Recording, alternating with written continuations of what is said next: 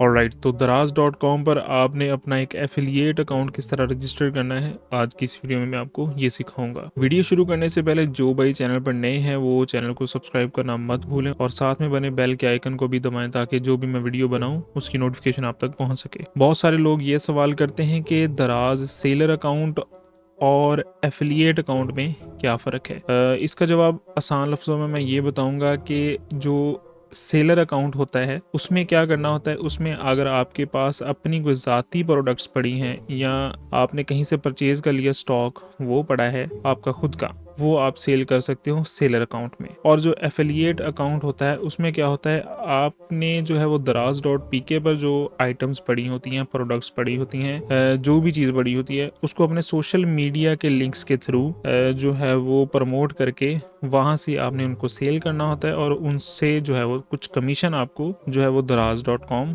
देता है। तो बढ़ते हमने अकाउंट किस तरह बनाना है। अकाउंट बनाना बहुत ही आसान है भाई। जैसे कि वीडियो के डिस्क्रिप्शन में लिंक होगा, आपने वहाँ से ज्वाइन कर लेना है, यहाँ पर आ जाना है और ये वाला पेज आपके सामने ओपन हो जाएगा। तो अकाउंट बनाने के लिए आपने सबसे पहला जो काम करना है वो ये है कि आपने यहाँ पर अपना वो अकाउंट लॉगिन कर लेना है जिससे आप अपने प्रोडक्ट्स मंगवाते हो, चीज़ें खरीदते हो दराज.com से। तो लॉगिन पर क्लिक करेंगे और अपने उस अकाउंट को आप लॉगिन कर। ऑलराइट, तो यहाँ पर जैसे कि आप देख सकते हो मैंने अपने अकाउंट से लॉगिन कर लिया है इसमें, और नीचे आ जाए यहाँ पर देखें साइन अप नाउ पर क्लिक कर लें। साइन अप नाउ पर क्लिक करने के बाद ये वाला पेज आपके सामने आएगा। इस फॉर्म को हम स्टेप बाय स्टेप फिल करेंगे और इस चीज़ को आपने जो है वो डीपली देखना है, केयरफुली देखना है, कोई भी स्टेप मिस नहीं करना, फिर बाद में आपको इशू फेस करने पड़ेंगे अगर आप स्किप कर करके देखेंगे वीडियो को। सबसे पहले अकाउंट टाइप, आपकी अकाउंट की टाइप क्या है, आपने यहाँ पर इंडिविजुअल जो है वो सिलेक्ट कर लेना है और इसके बाद full name, legal business name, यहाँ पर आपने अपना शनाख्ती कार्ड वाला नेम इंटर कर देना है। बिजनेस रजिस्ट्रेशन नंबर, यहाँ पर आपने जो है वो अपना आईडी कार्ड नंबर ही इंटर कर देना है। ईमेल एड्रेस, यहाँ पर देखें ओपन अ दराज shopping account with the same email, यहाँ पर वो ईमेल एड्रेस लगाना है जिसको यूज करते हुए आपने अपना परचेजिंग अकाउंट बनाया हुआ दराज का, जिससे आप प्रोडक्ट्स बाय करते हो दराज.com से, ठीक है। वो ईमेल एड्रेस यहाँ पर आपने पुट कर देना है। इसके बाद नेशनल रजिस्ट्रेशन नंबर, यहाँ पर आपने आईडी कार्ड दोबारा जो है उसका नंबर पुट कर देना है और नीचे आ जाए कंट्री आप सिलेक्ट कर लें, अपनी जोन सी भी कंट्री से आप हो वो सिलेक्ट करने के बाद यहाँ पर सूबा सिलेक्ट कर लें, ठीक है। जिस सूबे से हो, अगर आप पाकिस्तान से हो, सूबा पंजाब, सिंध से हो, जहाँ से भी हो आप वो सिलेक्ट कर लो, लिख दो यहाँ पर। इसके बाद जो सिटी, जिस सूबे की सिटी से आप हो वो यहाँ पर लिख दो और नीचे आ जाए पोस्टल एड्रेस, यहाँ पर आपने अपना आईडी कार्ड वाला एड्रेस जो है वो पुट कर देना है। यहाँ पर आपने फ़ोन नंबर लिख देना है जो आप ही के नाम पर होना चाहिए। तो यहाँ तक मैं फॉर्म जो है वो फिल करके आगे आपको डिटेल जो है वो समझाता हूँ आगे आपने क्या करना है। ऑलराइट, तो मैंने ऊपर वाली अपनी डिटेल्स जो है वो फिल कर ली हैं। यहाँ पर दो सवाल जो है वो बन रहे हैं। एक तो यहाँ पर आपने जो नंबर देना है वो +92 लगाना है या नहीं लगाना। अगर आप +92 भी लगाते हैं साथ तो ये उसको काट लेगा और ये 3 से ही जो है वो स्टार्ट करेगा, मतलब 0301 जो है वो उससे ही आगे स्टार्ट करेगा। ये खुद ब खुद जो है वो ऑटोमेटिक यहाँ पर उसको नंबर को पुट कर देगा, करेक्ट कर देगा। और दूसरा सवाल ये है कि CNIC जो है वो आपने जस्ट उसके नंबर लिखने, उसमें डैशेस वगैरह जो है वो ऐड नहीं करनी। ऑलराइट, तो ये चीज़ें फिल करने के बाद नीचे आ जाएं। यहाँ पर अब आपने क्या करना है, यहाँ पर आपने अपना ट्रैफिक सोर्स देना है, मतलब जिसको आप इस्तेमाल करके इनके प्रोडक्ट्स को आगे बेच सकते हो। अब फॉर एग्जांपल अगर आपके पास कोई टेलीग्राम का ग्रुप है, व्हाट्सएप का ग्रुप है या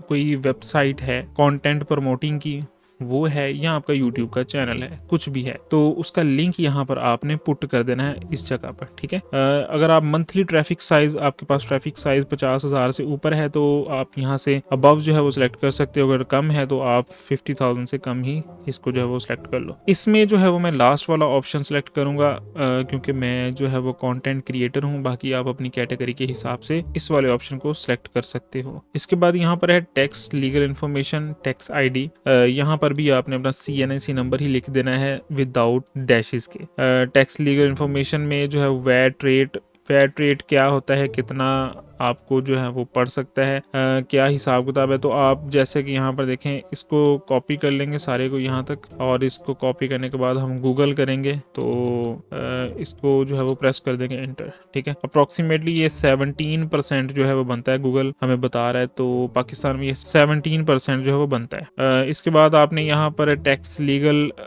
इंफॉर्मेशन जो है वो ऐड एप्लीकेशन, इसके लिए आपने यस कर देना है। इस डिटेल को मैं अब फिल कर लूँ, बाकी आगे मैं आपको बताता हूँ। तो यस पर सेलेक्ट करने के बाद नीचे आ जाएं। अब हमसे ये हमारी बैंकिंग जो है वो इन्फॉर्मेशन मांग रहा है, तो इसको हम फिल करेंगे। इसको मैं फिल करने का आपको तरीकाकार बताऊंगा जो सही है। बैंक इन्फॉर्मेशन में बेनिफिशियरी नेम, जो आपका बैंक में नेम है, अकाउंट टाइटल है, ठीक है, वो आपने यहाँ पर लिख देना है। लिखने के बाद यहाँ पर बैंक का नेम, जिस बैंक में आपका अकाउंट ओपन है, फॉर एग्जांपल अगर आपका यूबीएल में है, एमसीबी में है, तो यहाँ पर आप अपने बैंक का नेम लिख दो। Bank information again, beneficiary phone number, जिस फ़ोन नंबर को आप यूज़ करके आपने अपना बैंक का अकाउंट बनाया है, वो फ़ोन नंबर यहाँ पर आपने लिख देना है। ठीक है, इसके बाद जो है वो बेनिफिशियरी कंट्री, मतलब यहाँ पर आपने अपनी कंट्री सेलेक्ट कर लेनी है। इसके बाद यहाँ पर आपने फिर से दोबारा अपना CNIC वाला एड्रेस जो है वो पुट कर देना है।